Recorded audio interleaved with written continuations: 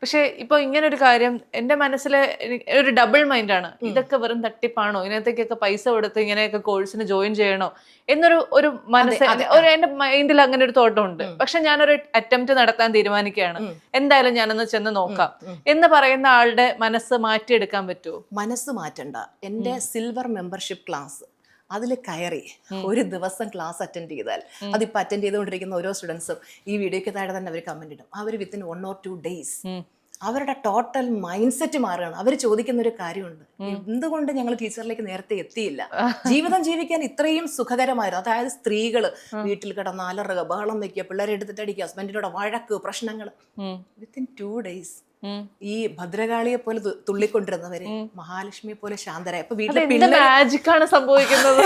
അത് പിള്ളേര് പറയുന്നറിയാം, അയ്യോ ഞങ്ങൾ അമ്മ ഇങ്ങനെയല്ല മറ്റത്.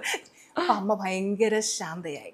അപ്പോൾ ഡെയിലി മെഡിറ്റേഷൻ ടീച്ചർ ചെയ്യിക്കും. പിന്നെ ഞാൻ പറഞ്ഞില്ലേ, ഞാൻ നമ്മുടേതായിട്ടുള്ള എൻ്റെ ലൈഫ് എക്സ്പീരിയൻസിൽ നിന്നാണ് പല കാര്യങ്ങളും ഞാൻ പഠിപ്പിച്ചു കൊടുക്കുന്നത്. നമുക്ക് ദൈവത്തിന് ഒരു മനുഷ്യന്റെ മുമ്പിൽ നേരിട്ട് വരാൻ പറ്റില്ല. അപ്പോൾ നമ്മൾ ദൈവമേ എന്ന് വിളിച്ച് പ്രാർത്ഥിക്കുമ്പോൾ ഒരു വ്യക്തി നമ്മുടെ മുമ്പിൽ വരും. ആ വ്യക്തി ഈശ്വരൻ പറഞ്ഞു വിടുന്നതാ. ആ ഒരു ഗുരുവിലൂടെ നമ്മുടെ ജീവിതം മാറും.